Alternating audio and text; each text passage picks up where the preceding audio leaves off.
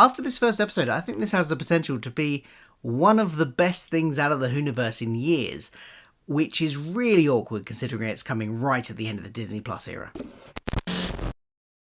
Hello, welcome to Culture Filter. I'm Phil. This is where I talk about all the geeky pop culture that I like to consume, including Doctor Who and other stuff, but also Doctor Who spin-offs. Like this is The War Between the Land and the Sea. It's finally here. The weird end to the Disney Plus era. Because now we know that Disney are not continuing on to a season 3 of Doctor Who, this is the last thing that's going to come out on Disney Plus that is Doctor Who related. And it's not even out yet. It's out here in the UK on iPlayer. It's not out yet in Disney Plus until sometime in the new year. I suspect they will just dump it all on one day, maybe early January, once all of the episodes have aired on iPlayer and on BBC One here, potentially. It's just a bit weird. But let's not let that detract us from the show itself, which, for all intents and purposes, based on just this one episode, is quite good. Now, I should explain, there were 2 episodes that have premiered tonight. I've only seen the first one.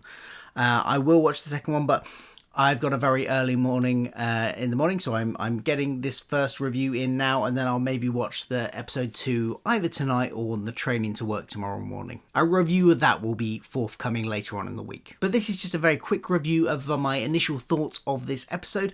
I generally really liked it. It kind of matched the tone that I thought we were going to get based on the trailers, the slightly darker tone than we'd had from Doctor Who in general at the moment, a very political tone in the sense that it's dealing with world politics and what the world would do in this political situation they find themselves in when the aquatic racers, I will get to that, emerge from the sea and want to open negotiations. Now, our main sort of insert character is Russell Tovey, and he plays Barkley, who is a unit employee, but a very low-level one. He books the transport, but as some mix-up has happened, that he has ended up filling in for somebody that is way above his clearance level, and he gets flown off to see a dead sea devil, Homer Aqua, as they're calling them in this series, and yeah, it's kind of perfect for Russell Tovey because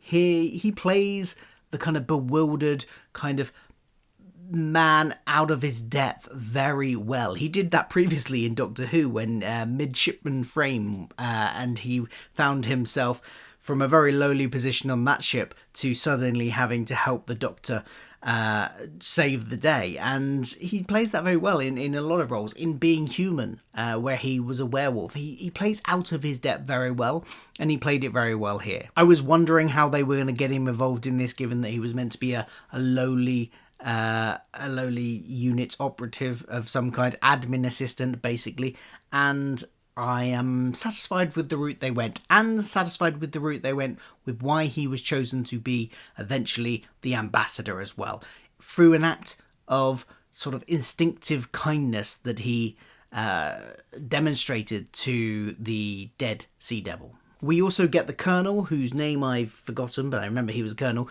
who is a holdover from Torchwood. He was in Torchwood Children of Earth. Maybe he's learnt from that experience and is going to be a bit more diplomatic this time. It seems he's trying his best, at least.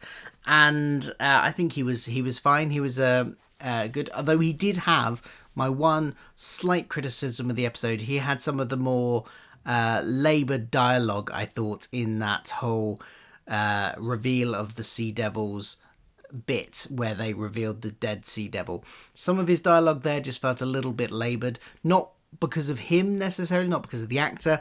I think that was in the script potentially, but that kind of felt a little bit over the top for what was going on.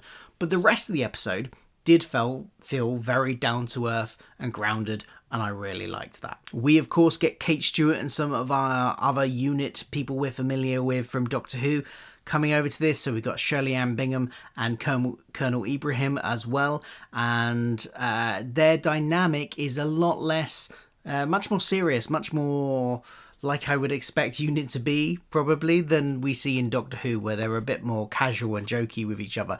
Even I like the nice moment between Kate and Colonel Ibrahim, because we know there's some kind of romantic thing going on there from Doctor Who. There's been these little hints. Apparently it's going to be explored here. But she's very clear on the chain of command as well, because she does tell him to not interrupt her at one point when they're setting up for the big address. Nice little character moment there. She's trying to keep it professional, and that works quite well. Kate is being very, in command. I'm looking forward to seeing more of her in this. She's always sometimes gotten a little bit short shrifted in Doctor Who itself with what she's got to perform. I think this is potentially a series that is going to give her a lot more depth to her character, which will be interesting to see. Then let's go to Homo, Aqua, Homo, whatever the Sea Devils and the other races, because after they emerge from the sea, they're going to set up diplomatic relations. The whole of Earth now knows about them, and they build this pipeline into this building so they can have these diplomatic relations. And much to what I predicted, basically, is that there isn't just one race down there. It's not just the Sea Devils. We have 3 different races of aquatic races come up through that tank. They are the Sea Devils that we know. And by the way, I really like this Sea Devil redesign. The actual Sea Devils, not Salt, who isn't a Sea Devil, as we learn here. But the Sea Devils, I think that's a good update. I think that's a really nice modern update for the design. I like it. Let me know your thoughts in the comments below. But we also get this kind of, what they use a Latin word basically meaning big fish to name. More fish-like, but still looking like it's probably a sentient, intelligent creature type thing that we've never seen before. And we get Salt, who although it's not confirmed here, I am saying my headcanon, unless they contradict at any point, is that she is a member of the race of fish people that we see in the Underwater Menace. That has been my theory, and even if they don't confirm it, as long as they don't contradict it, that's going to be my headcanon. And I like it. This is the whole of the sea uniting against the Earth to air their grievances. And of course then we get the moment where she picks Russell Tovey's character Barkley, because he showed some kindness towards the dead member of the Sea Devil race that was strung up. He did the sign of the cross, and as he says, he wasn't even religious. It was just kind of, he did it on instinct. And I like Kate's line as well, where she goes, "Oh, what? So they're Christian now?" That was a nice line from Kate, and it kind of ended on this dramatic moment of he's been selected and he's gone, okay. And we've had a little clip from the bit where Kate hauls him into her room from presumably the next episode and questions him about why they picked him. So I'm looking forward to seeing more of that interaction next episode. But overall, I think this was a really good start to the season, and has the potential, though, I said that at the beginning of the last season, the first 5 episodes of last season of Doctor Who were really good, tailed off at the end. There's always the potential for things to go wrong at the end of seasons. Let's see where it goes. But I'm liking what I see so far. On to episode 2.